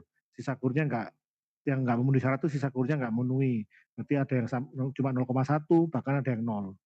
Nah itu nanti kita evaluasi lagi di sistem distribusi kita injek reklorinasi. Nanti kita buat reklorinasi lagi di reservoir mungkin. Di hotelnya reservoir kita kasih klur lagi supaya nanti di pelanggannya masih bisa nyampe 0,2 ppm. Karena di sumbernya kita klur, di hotelnya sumber di pusat pengolahan itu kita klur minimal kan maksimal 0,5. Kemudian karena jaringannya luas mungkin nggak sampai ke pelanggan, nanti di reservoir kita reklorinasi lagi supaya nanti di pelanggan yang paling jauh bisa 0,2 ppm. Nah seperti itu. Kemudian yang ketiga terkait gas klur, ya kalau kita di Malang itu pasti sama menggunakan gas klur, nggak tahu kalau di Tangerang ya atau di PD-PD lain, kita pakai gas klur karena lebih stabil pada waktu kita injeksi klurnya untuk desinfektan. Kemudian resikonya di keselamatan kerja sih kan, kalau bocor dan sebagainya resikonya besar, makanya harus ada pelatihan-pelatihan terus terkait K3-nya. Tapi kalau untuk efektifnya sampai saat ini kita masih menggunakan gas itu lebih stabil. Untuk pemberian dosingnya sampai ke pelanggan juga lebih stabil. Mungkin itu Mas dari Tangerang, Mas Endi. Mungkin nanti bisa ditambahkan sama Mas Rio terkait teknologi-teknologi yang bisa diterapkan mulai dari IPA sampai ke distribusi. Mungkin itu, terima kasih. Ya, terima kasih. Silakan Pak Rio, barangkali sedikit ada tambahan. Sebelum ini ada Pak Abdur yang akan bertanya. Silakan Pak Rio. Ya baik, Pak Endi, tadi 3 pertanyaan ya, chemical apa untuk sehingga layak minum, kemudian ada existing pipe cleaning itu pakai apa gitu ya, terus ada kontrol sisa klor itu bagaimana. Kalau menurut saya Pak, ini jadinya saya ngobrol di luar kapasitas saya sebagai orang Krone ya. Jadi kalau pengalaman saya chemical apa yang untuk layak minum itu sebenarnya chemical sama ya Pak, semua pengolahan WTP itu maupun di PDAM maupun di private company itu ya itu aja, koagulasi, flokulasi, kemudian ya mungkin tergantung juga ya, tergantung dari karakteristik air bakunya. Mungkin kalau ada chemical lain yang perlu ditambahkan. Kemudian klorin itu Kalau pengertian saya, klorin itu sebenarnya di pre-treatment sebelum lamela atau klerator di filtration lah. Sebelum filtration itu dia fungsinya untuk aerator ya, untuk mengoksidasi besi. Jadi dari situ pun nanti sudah bereaksi kimianya sehingga ada sisa klornya juga. Nah, sisa klornya itu nanti di kontrolnya itu ada dosing kedua. Jadi dari dosing pertama itu untuk oksidasi besi, dosing kedua itu yang untuk disinfektannya. Nah, dosing yang untuk disinfektan itulah yang perlu penentuannya saat commissioning. Jadi misalnya di dosingnya berapa ppm dari WTP untuk distribusi, kemudian nanti ambil sampling di di pelanggan itu kira-kira sampai di sana udah berapa ppm ya gitu ya. Kalau kurang ya nanti pelan-pelan dinaikkan. Nanti kalau trennya sudah ada, itu trennya dikunci di automationnya sehingga dosing trennya seperti itu ya, stroke pompanya itu. Kemudian ya nanti begitu nanti dia berubah, biasanya diterima di warga itu 0,2, ini kok malah mengecil lagi atau malah hilang gitu ya. Nah itu kemungkinan besar dia bereaksi lagi di dalam pipa. Jadi dalam pipa kan ada turbulensi ya Pak. Nah turbulensi itu juga mengakibatkan oksidasi gitu loh. Nah jadi kalau kandungan besi dan mangannya itu belum selesai, belum terurai di WTP, biasanya dia akan terbawa ke distribusi, dan kalau ada klorinnya yang tadinya klornya itu niatnya untuk disinfektan, dia juga akhirnya menjadi oksidator lagi di dalam pipa. Nah itu yang menjadi masalah. Tapi dengan sensor-sensor ini tadi, sensor klorin, turbidity, pH itu nanti dia akan memberi informasi lah ya ke bagian produksi melalui data logger, sehingga ini ada tren yang berubah gitu. Nah itu bisa nanti actionnya ke dosing pumpnya, atau mungkin ya ditelusuri lagi mungkin ada kebocoran atau ada apa kejadian lainnya. Kemudian itu tadi chemical apa untuk air layak minum. Kalau chemical saya rasa standar. Kalau untuk layak minum itu, kalau di pengalaman saya sebelumnya, bukan di PDAM ya Pak, di private sector itu, untuk layak minum itu yang penting dipantau TDS-nya. Nah TDS itu sebenarnya nggak bisa dipantau nggak bisa dikontrol melalui chemical. Dia biasanya dikontrolnya melalui sistem. Sistemnya itu tadi bisa desalination, bisa reverse osmosis, bisa ion exchanger. Nah mungkin kalau untuk PDAM yang prosesnya itu running terus nggak bisa stop, itu lebih cocok pakai ion exchanger. Dia pakai tangki gitu, di dalamnya ada resin, anion, ada kation. Nah itu nanti dia akan bisa ngontrol berapa sih besaran mineral yang diloloskan ke distribusi gitu ya. Itu kemudian nanti sebelum didistribusikan nanti ada namanya UV system. Jadi untuk membunuh virus. Jadi kalau untuk klorin itu disinfektan dia biasanya untuk membunuh bakteri ya. E. coli, coliform. Nah untuk virusnya itu dia dibunuh pakai dieliminasi pakai UV system itu. Itu pengalaman saya, dan saya berbicara di luar Krohne ya Pak. Pengalaman saya sebelumnya. Kemudian untuk existing pipe cleaning, bagaimana caranya? Nah kalau idealnya sih, kalau untuk di pabrik-pabrik itu biasanya yang kita lakukan ya cleaning pakai chemical Pak, pakai acid biasanya. Nah itu juga chemical macam-macam, tergantung prosesnya. Kalau proses di F&B itu harus yang food grade. Ini juga tentunya PDM kan harus food grade juga, harus layak aman lah ya untuk dikonsumsi. Nah itu bisa pakai chemical. Cuma sebenarnya melihat besaran luasan pipanya gitu ya, itu mungkin jadi nggak efisien karena pasti kebutuhan chemical jadi tinggi. Kalau saya sih untuk saat ini untuk PDM saya lebih cenderung setuju dengan Pak Gigi, itu dilakukan wash out secara periodik Pak, secara berkala. Karena kalau nggak periodik nanti endapan-endapan yang existing itu dia mungkin awalnya cuma ngendap gitu ya, belum yang mengeras gitu Pak. Awalnya cuma ngendap, kalau rajin di backwash, dikuras gitu ya.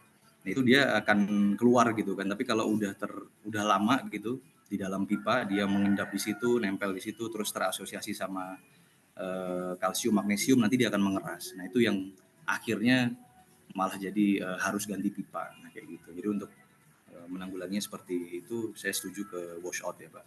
Kemudian kontrol sisa klor bagaimana? Nah kalau sisa klor ini tadi lewat dosing, sebenarnya ada yang saya belum lihat di PDM itu namanya activated carbon filter. Nah itu carbon filter itu isinya batu bara gitu ya. Aktif karbon itu bisa untuk nyerap sisa klor juga. Nah itu mungkin bisa untuk kontrol banyaknya klorin yang didistribusikan sebelum didistribusikan. Seperti itu. Ya. Suaranya termute, Pak. Wah, mohon maaf Pak. Dari tadi mute ya? Enggak, barusan saja, Pak. Oh, barusan. Oke. Oke, ya mungkin seperti itu, Pak. Kembali ke Pak Ramdan. Ya, baik. Sangat menarik ya. Kita lanjut dulu. Pertanyaan tadi sudah turun lagi nih. Pak Abdul Sukri tadi. Pak Abdul Rahman Sukri, silahkan Pak. Bisa bertanya langsung. Ya, Assalamualaikum Pak. Waalaikumsalam. Silahkan Pak. Izin Pak bertanya Pak, ini masalah distribusi jaringan Pak. Jadi distribusi jaringan di PDAM kami itu Pak, sering ada kendalanya kayak gini Pak. Jadi ketika pompa dihidupkan dan tekanan normal, tapi kondisi air di dalam pipa distribusi itu untuk ke pelanggan itu kurang tekanannya Pak. Tuh kira-kira dari mana Pak ya trouble-nya Pak ya? Tapi tekanan di barometernya bagus Pak. Ya, ya begitu Pak pertanyaannya? Ya, karena ini sering kebanyakan pelanggan yang terjauh itu suka berkurang tekanannya Pak. Itu apa harus ditambah jaringan lagi atau ditambah distribusi lagi Pak ya? Ininya pompanya ya. Ya, baik, terima kasih Pak Abdul Rahman Sukri. Ya, Pak. Mungkin Terima kasih, Pak. izin nih ada Pak Gigih ya, ahli NRW. Ini kaitannya sebenarnya ke pendistribusian. Mungkin silahkan Pak Gigih bisa menjawab. Ya, terima kasih Mas Ramdan. Ya Pak Abdur, terima kasih Pak Abdur. Nanti Ya, tadi Pak. kalau terkait tekanannya di pompa normal tapi nggak sampai ke pelanggan ya, intinya seperti itu kan. Iya Pak. Nah, itu pernah ini coba diskusi ya, mungkin pernah diukur debitnya Pak? Pada waktu pompa nyala itu debitnya berapa, pernah dibandingkan dengan kebutuhan air di pelanggannya. Khawatirnya Nah, mungkin dari situ debitnya belum pernah diukur ya, Pak. belum pernah. Nah itu Pak. Itu mungkin khawatirnya ya ada indikasi bocor, akhirnya kalau flow-nya besar nggak sampai ke pelanggan, ya kemungkinan ada kebocoran yang mungkin belum ketahuan, atau mungkin ada tappingan pipa yang tidak tergambar tapi di lapangan ada koneksi. Bisa jadi juga ya, Pak, soalnya kan baru-baru ini kami itu ada tapping distribusi lagi Pak, tapi pihak dari transmisi nggak jelasin Ya, tapping bisa itu seperti kemana itu. gitu. Oh gitu Ya, Pak ya. bisa seperti itu. Berarti paling enak kalau untuk tracing seperti itu, Mas, pakai alat ukur flow meter. Pakai alat ukur flow meter, ya. Pakai yang portable. Nanti portable itu ada itu. Mas Rio ada, Mas Rio. Yang portable untuk Krona. Mas Rio ada. Atau pakai yang portable Pak ya. portable. Itu diukur di pompanya tadi, pada waktu nyalakan diukur aja pompanya di situ debitnya berapa, jarak berapa meter, atau jarak sekitar mungkin 100 meter, atau itu diukur lagi Pak. Kalau di situ sudah flow-nya sudah berkurang, berarti kan di antara pompa sama titik itu ada selisih, yaitu kita nggak tahu, bisa bocor ya, bisa ada tappingan yang teman-teman produksi nggak tahu, tapi teman transmisi tahu tapi nggak digambar. Nah, bisa seperti itu. Berarti karena tekanan dari pompanya Pak ya, volumeter ya. Volumeter mulai dari pompa sampai ya di jalur sepanjang itu, nggak tahu saya panjangnya berapa. Sebelum koneksi itu bisa diukur lagi. Oh iya Pak. Mungkin gitu Pak Abdurrahman. Ya, terima kasih Pak Gigi. Mas Roy, Pak Rio bisa jelaskan volumeter portable, gak ada gambaran dari Mas Abdurrahman. Silakan Mas Rio. Terima kasih Pak Gigi, Pak Abdul Rahman. Pak, jadi iya betul. Jadi kalau Bapak misalnya distribusi, Bapak supply misalnya 100 liter per detik gitu ya, itu Bapak perlu namanya mass balance Pak. Jadi Bapak perlu cek. Bapak lihat orang Malaysia marah kan? Bahasa Indonesia Jadi Bapak perlu cek Bapak perlu cek balance gitu, Pak. Jadi Bapak supply-nya berapa, terus nanti di hilirnya tuh berapa, itu bisa pakai ultrasonic flow meter yang clamp on. Jadi dia portable, bisa dilepas, Pak, bisa dibawa-bawa lah ya, bisa gampang tinggal ditempel aja di pipanya gitu. Nah, itu nanti misalnya Contoh alatnya ada nggak Pak? Bisa nggak nanti? boleh nanti saya share ke ini ya, ke Pak Ramdan, mungkin nanti bisa di-share di grup. Jadi itu Ya. namanya ultrasonic clamp on flow meter. Jadi dia nggak perlu motong pipa, Bapak tinggal datang ke lapangan, misalnya Bapak urutin pipanya gitu ya. Nah, harusnya misalnya dari titik A itu 100 liter per detik, di titik B itu juga harusnya kan 100 liter per detik gitu ya. Ya. Nah, itu Bapak cek, bener nggak? Misalnya, oh bener, oh berarti ke depan lagi Bapak ke hilir lagi, masih dicek lagi. Nah, itu nanti ya kalau turun berarti ya antara titik B dan C tadi. Nah, itu Bapak perlu cari Berarti itu misalnya ada apa. pengecekannya Pak di sepanjang jalur distribusi yang kendala itu kan Pak? Betul. Nah, emang ini Pak, idealnya itu Bapak close loop instrumen lah. Jadi Bapak di setiap pipa dari transmisi, JDU, JDB itu Bapak ada flow meter yang permanen ditaruh di situ gitu ya, flow meter sama pressure, sehingga bisa dimonitor nih, misalnya dari transmisi ke JDU belok cabangnya berapa, ada 3, oke, dari 100 liter ke sana 20 liter, ke sana 30 liter, ke sana 50 liter gitu, berarti aman, nggak ada kehilangan gitu kan. Nah, Iya. kalau misalnya belum ada di cabang-cabang itu, mungkin awalnya untuk hematnya mungkin Bapak bisa ini dulu pakai namanya clamp on flow meter tadi. Jadi Bapak menyusuri pipanya, dicek nih mana nih yang hilang gitu. Nanti kalau udah kelihatan, oh ini berkurang nih bibitnya, berarti Bapak cari di antaranya. Biasanya ada itu tadi tapping yang belum masuk ke GIS Bapak, atau malah ada illegal tapping, nah kayak gitu. Iya Pak. Ya kedepannya Soalnya sih kan bisa ini ya. di Gimana, Pak? PDAM kami itu Pak sistemnya masih sistem manual. Oh iya. Iya. Ya itu Jadi memang ini Pak, NRW itu memang kompleks ya gitu. Nah itu nanti ya bisa diskusi juga ke Pak Gigi, Pak Ramdan juga ahlinya di iya NRW. Pak. Kalau kami ini manufaktur, kami pabriknya, dan mungkin solution kita bisa bantu tadi pipe patrol tadi Ya. Pak. Jadi pipe patrol itu pendeteksian kebocoran menggunakan SCADA. Itu di setiap pipa transmisi JDU sampai ke DMA itu perlu ada flow meter sama pressure gitu. Kemudian nanti untuk bagaimana kerjasamanya itu kita juga ya bisa PDAM beli langsung ke distributor kami, atau kalau mau modelnya investasi itu juga kita bisa. Jadi ya monggo Pak, nanti kalau ada kebutuhan atau gimana, ada kesempatan kita bisa ngobrol lebih Oh lanjut. bisa gitu Pak ya kalau untuk di investor kayak gitu bisa Pak ya? Bisa Pak, bisa.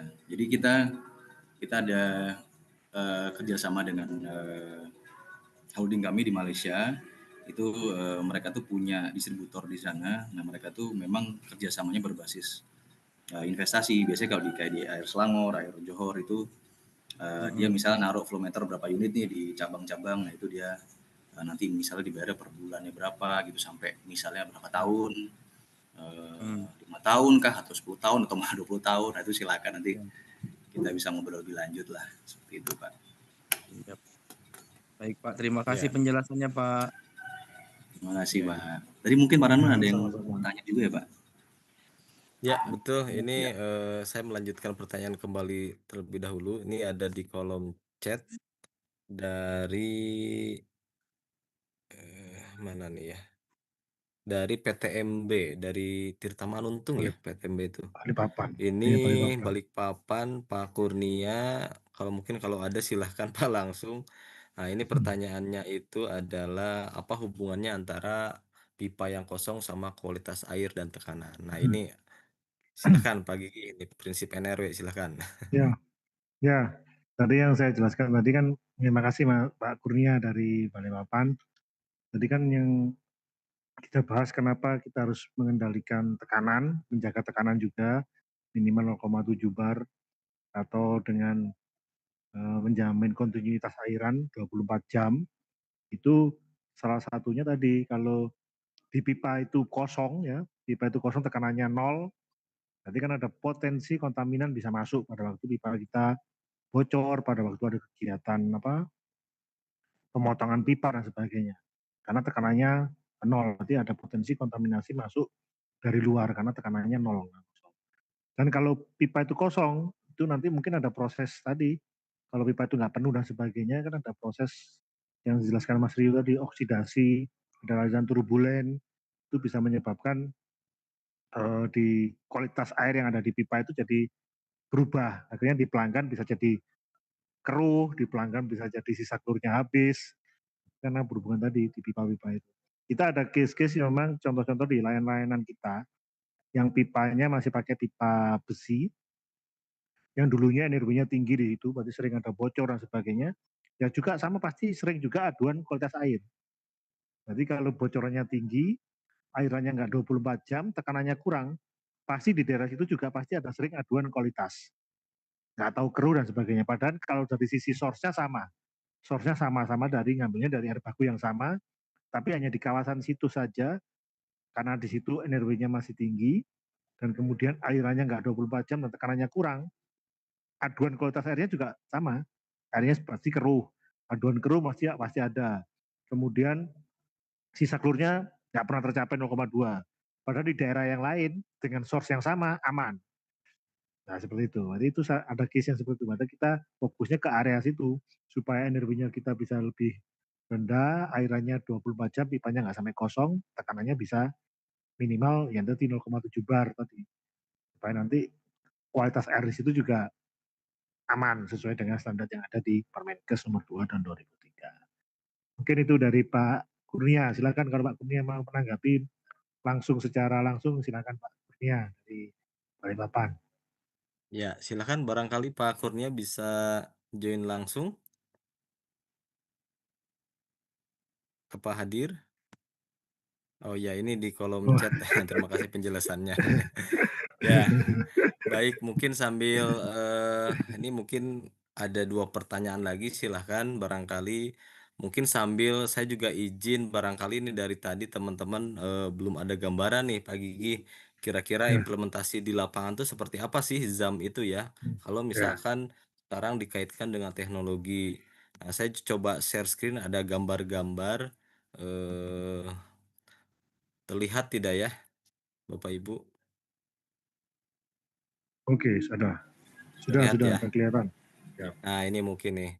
Nah, ini gambaran saja nih Bapak Ibu barangkali apa ke depan ingin melakukan proses pemantauan ZAM ini secara lebih efisien dan efektif gitu ya. Nah, salah satunya adalah dengan menggunakan pendekatan teknologi. Nah, di mana memang ZAM ini yang memang harusnya mungkin tiap detik gitu ya, tiap menit, tiap jam itu kualitas air itu pasti berubah. Apalagi tadi pagi sampaikan jika ada potensi kebocoran pipa, kemudian juga pipanya kosong dan sebagainya, ini juga mengakibatkan akan terpengaruhnya kualitas air yang ada di ZAM. Nah, ini mungkin salah satu contoh saja gitu ya, ZAM yang keran air minum lah, keran air minum di salah satu zona air minum prima yang bisa kita buat gitu ya, dan bisa kita juga kerjasama baik itu nanti dengan developer atau misalkan dengan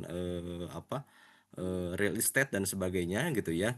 Nah, yang paling penting memang kalau Bapak Ibu lihat di sini ini bukan hanya sekedar keran air minum, tapi memang keran air minum ini nah di sini dipantau sedemikian rupa gitu ya. Jadi sehingga ketika ini kebetulan saya barusan share screenshot ya, barusan tanggal 9 jam 14.31 bahwa memang ketika kualitas air sesuai Permenkes baik itu pH, turbidity, kekeruhan dan sebagainya ini tidak terpenuhi. Nah, kebetulan di keran air yang tadi itu kita pasang valve gitu ya. Jadi ketika ada salah satu yang tidak memenuhi, contohnya misalkan sisa klornya kurang dari 0,2 misalkan, atau misalkan kekeruhannya lebih dari 4 gitu ya, itu bisa langsung mengaktifkan si valve tadi gitu ya. Jadi menutup sehingga nanti statusnya berubah gitu ya, yang awalnya siap minum dan nanti akan berubah menjadi belum siap minum, sehingga nanti mungkin teman-teman distribusi gitu ya yang ada di lapangan, yang ada di wilayah itu perlu memastikan dan mengecek langsung gitu ya. Kira-kira ada perubahan apa nih gitu ya. Apakah memang sisa klornya turun, apakah memang kualitasnya berubah dan sebagainya, sehingga perlu ada adjustment gitu ya. Nah, inilah yang nanti membiasakan dan merubah budaya yang awalnya mungkin kita terpacunya untuk penurunan NRW, tapi di satu sisi ketika kita melakukan implementasi Project Jam ini naik kelas gitu ya. Bukan hanya NRW saja yang harus dipantau, tetapi juga airnya harus aman gitu ya. Sehingga nanti ketika ada masyarakat ataupun yang lainnya mengkonsumsi langsung itu bisa dengan aman gitu ya mengkonsumsi tersebut. Nah, ini contoh saja gitu ya, barangkali gambaran itu seperti ini. Nah, ini di lapangannya bisa didesain sekian rupa gitu ya, sesuai dengan kebutuhan. Yang jelas di sini ada valve nih Bapak Ibu bisa lihat yang biru ini adalah valve untuk menutup gitu ya. Jadi ketika ada nilai parameter yang bermasalah itu bisa langsung kerannya menutup gitu ya. Nah, itu mungkin contoh gambaran saja barangkali untuk memperkaya wawasan aja. Nah, silahkan barangkali ada pertanyaan lagi yang ingin disampaikan sebelum kita tutup, silahkan.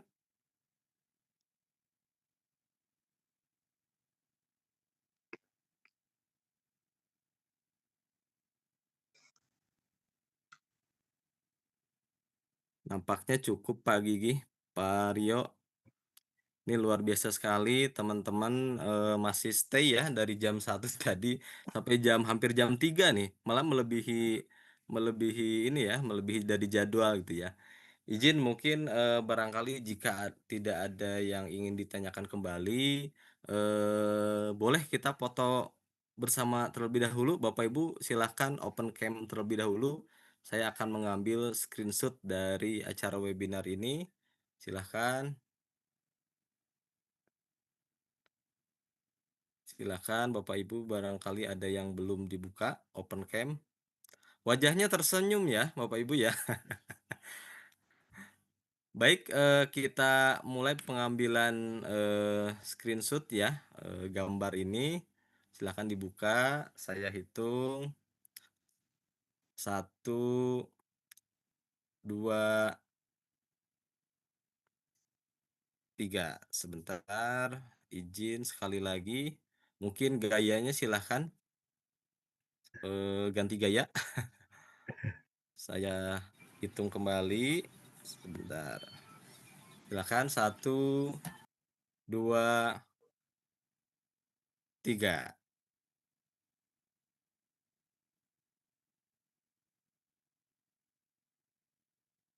Ya, baik. Terima kasih Bapak Ibu, rekan-rekan sekalian. Terima kasih atas waktunya. Mohon maaf kalau dalam kegiatan ini masih terdapat kekurangan dan hal-hal yang kurang berkenan. Izin nanti kita akan menyelenggarakan webinar selanjutnya di seri selanjutnya.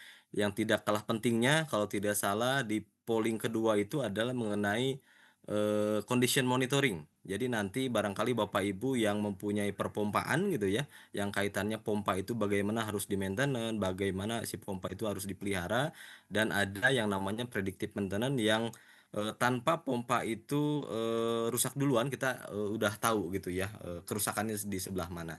Nah, mungkin begitu yang bisa kami sampaikan. Terima kasih Pak Gigi, terima kasih Pak Rio atas waktunya. Mohon maaf kalau ada salah dan kurang kata dan kata-kata yang kurang tidak berkenan. Saya akhiri. Bila taufiq wal hidayah. Wassalamualaikum warahmatullahi wabarakatuh. Terima kasih Waalaikumsalam. Pak Gigi, Pak Rio, rekan-rekan semuanya. Terima kasih. Waalaikumsalam warahmatullahi wabarakatuh. Terima kasih Bapak Ibu. Terima kasih Pak.